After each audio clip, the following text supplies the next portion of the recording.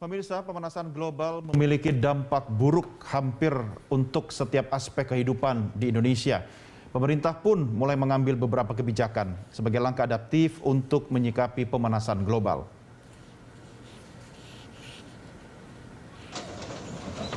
Kepala Badan Meteorologi, Klimatologi, dan Geofisika Dwi Korita Karnawati mengatakan, peristiwa siklon tropis sudah menjadi peristiwa tahunan di Indonesia sejak tahun 2017. Bahkan, siklon tropis pernah terjadi sebanyak 2 kali hanya dalam waktu 1 tahun. Kepala BMKG mengatakan, berdasarkan hipotesis sementara ada hubungannya antara seringnya peristiwa siklon tropis terjadi di Indonesia dengan pemanasan global. Hipotesis tersebut disimpulkan karena ada 2 kolerasi antara peristiwa siklon tropis dengan peningkatan suhu muka air laut dipengaruhi oleh pemanasan global. Oleh karena itu, Kepala BMKG mengingatkan pemanasan global perlu dimitigasi oleh seluruh pihak. Jika tidak, peristiwa seperti siklon tropis akan menjadi peristiwa rutin tahunan di Indonesia. Tak hanya peristiwa seperti siklon tropis, namun pemanasan global juga punya dampak buruk hampir untuk setiap aspek kehidupan di Indonesia. Di antaranya, para ilmuwan memprediksi bahwa pada tahun 2030 mendatang, Indonesia akan kehilangan 2.000 pulau yang saat ini masih ada. Pemanasan global juga disebut mengganggu siklus air dan juga kelembapan udara, yang nantinya akan juga berdampak pada pertumbuhan tanaman pertanian. Pemerintah Indonesia juga telah menyiapkan beberapa langkah untuk mencegah atau mengurangi efek dari pemanasan global. Di antaranya menyusun strategi peralihan pembangkit listrik dari batu bara ke energi terbarukan, menargetkan net zero emission pada tahun 2060, hingga membuka peluang kerjasama serta investasi di industri-industri yang ramah lingkungan. Tim Liputan, Berita 1. Pemirsa, untuk membahas seputar langkah dalam menyikapi pemanasan global, kita akan berdiskusi bersama Peter Gonta, founder dan CEO Melkor Group Indonesia. Pak Peter, selamat sore, apa kabar Pak? Selamat sore Mas, apa kabar? Kabar baik, salam sehat selalu. Pak Peter, ini kalau kondisi tanah air terkait dengan kebijakan-kebijakan pemerintah, kalau kita kaitkan dengan pemanasan global, Anda melihat dari perspektif seperti apa Indonesia ini Pak? Oh, Indonesia telah melaksanakan atau mengambil langkah-langkah yang luar biasa. Di dalam periode pemerintahan Bapak Jokowi yang kedua ini, justru ini, tapi sebetulnya sudah dimulai pada pemerintahan yang pertama, era Bapak Jokowi, sebetulnya Indonesia telah berhasil, merupakan salah satu negara yang paling berhasil mengatasi hal-hal yang berhubungan dengan pemanasan global. Tapi tadi sebetulnya ingin saya sampaikan dulu satu hal. Ya. Yaitu bahwa narasi mengenai pemanasan global dan Indonesia itu kemungkinan perlu dirubah. Siapa sebetulnya? Indonesia sekarang hanya menanggung hutang aja, menanggung bukan hutang, menanggung segala kesalahan yang telah terjadi sejak abad ke-14 dan ke-15.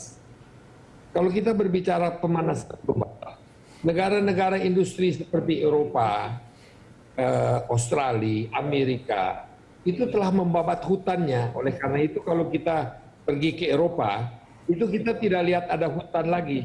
Ya. Karena mereka telah melakukan industrialisasi dan membabat seluruh hutan yang ada. Kalau kita lihat di Inggris, di Belanda, di Jerman, di Prancis, hutan sudah minimal sekali. Nah, itu disebabkan karena mereka sebetulnya menebang hutannya. Nah, kita menanggung dosa-dosa yang dilakukan pada abad ke-15, ke-16, pada waktu revolusi industri pertama, revolusi industri kedua. Indonesia ini baru masuk di dalam era industri ini, baru kira mungkin 50 tahun. Gitu. Iya. Jadi Indonesia, namun demikian, Indonesia sekarang mengambil langkah-langkah yang jauh lebih cepat daripada mereka. Dan mereka itu sekarang sebetulnya tergantung kepada Indonesia. Ya, Pak Peter, ini kan dosa negara-negara lain seperti Amerika Serikat, Uni Eropa pada umumnya dan juga Tiongkok ini kemudian kita yang harus tanggung jawab dosa-dosa mereka. Bagaimana dengan Paris Agreement? Bukankah itu bisa menjadi salah satu payung di mana semua negara harus bertanggung jawab, bukan cuma Indonesia? Paling tidak negara-negara yang berbuat lebih banyak dosanya ini harus mayoritas menanggung lebih banyak tanggung jawab, Pak Peter.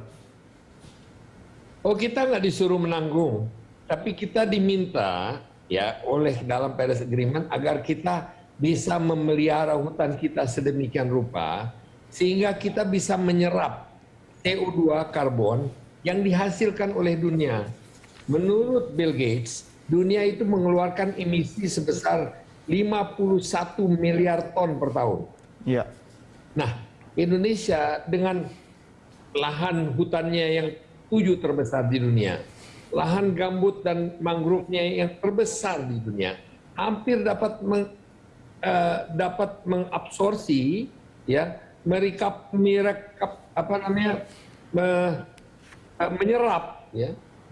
karbon yang dihasilkan oleh dunia itu sebesar kira-kira hampir 30 sampai 35 miliar ton. Ya. Jadi hampir 70% Indonesia dapat mengabsorpsi karbon yang dihasilkan oleh negara-negara maju itu. Jadi, kalau kita ngomong siklon di Indonesia itu bukan karena Indonesia. Itu disebabkan karena mereka telah membuat dosa-dosa 100-200 abad tahun yang lalu. Gitu. Ya, Pak Peter, menyambung apa yang Anda katakan tadi, negara kita kan sudah di jalan yang benar. Indonesia melanjutkan kebijakan moratorium perizinan hutan-hutan primer termasuk juga lahan gambut, dan dari data yang saya olah ini juga Presiden Jokowi sudah melakukan moratorium perizinan sawit dan juga tambang. Tapi semua kan perlu biaya, Pak. Apakah ada kompensasi dari dunia internasional terkait dengan upaya Indonesia mempertahankan sumber-sumber oksigen dunia ini, Pak? Nah, satu pertanyaan yang luar biasa. Luar biasa. Jadi begini, COP ini, jadi Konferensi Pemanasan Global Iklim ini yang ada di Skotlandia yang dimulai pada tanggal 31 Oktober yang akan datang, dan juga G20 tahun depan yang ada yang akan diadakan di Indonesia, khusus sebetulnya sekarang akan berkonsentrasi membicarakan masalah pemanasan global. Yang jadi masalah sekarang adalah yang tadi dikatakan, kita bukan menanggung dosa, tapi kita justru membantu negara-negara dunia ini agar supaya perubahan iklim bisa terjadi positif. Ya. Nah, seperti diketahui persyaratan atau kesepakatan Paris itu mengatakan pada tahun 2014 bahwa pemanasan bumi ini harus berada di bawah 2 derajat Celcius. Apa yang terjadi pada hari ini justru pemanasan global ini sekarang sudah 2,7 derajat Celcius. Jadi bertambah. Nah, ini yang kita lihat, itu dulu negara-negara maju tidak mau ikut turut campur, tapi sekarang kalau kita lihat bahwa Singapura sudah mulai banjir, New York sudah kena hurricane, New York sudah mulai banjir. Ya, kita sebetulnya juga terkena, tapi bukan kita satu-satunya, tapi kita masih bisa menyelamatkan dunia. Kita melihat bahwa pencairan di kutub utara dan selatan itu luar biasa. Jadi setiap detik, sehingga permukaan bumi, permukaan air laut ini tambah lama tambah tinggi. Nah, inilah yang akan menjadi kendala. Tapi ini bukan urusan Indonesia, Mas. Ini urusan dunia. Betul, betul. Iya, saya jadi ingat lagu zaman dulu, Pak Peter, bumi ini semakin panas. Dan itu buktinya sekarang bumi makin panas. Nah, terkait dengan upaya Indonesia untuk mengenakan pajak karbon, Pak Peter, apakah ini langkah yang efektif menurut Anda? Begini, jadi pajak karbon itu ada 2 sebetulnya. Satu adalah pajak karbon korporat, sah-sah saja.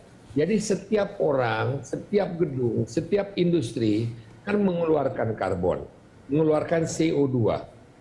Nah, ini adalah ada 2 hal. Satu, mereka harus meng-offset, mencari satu lahan di mana mereka bisa meng-offset CO2-nya, atau membayar pajak, di mana pajak itu sebetulnya secara dunia dipakai untuk menanam pohon. Ya.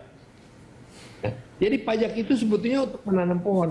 Sebetulnya Indonesia, kalau menurut hemat saya, ya boleh saja, sah-sah saja menerapkan itu. Tapi Indonesia memang tanah kita itu sudah menyerap karbon.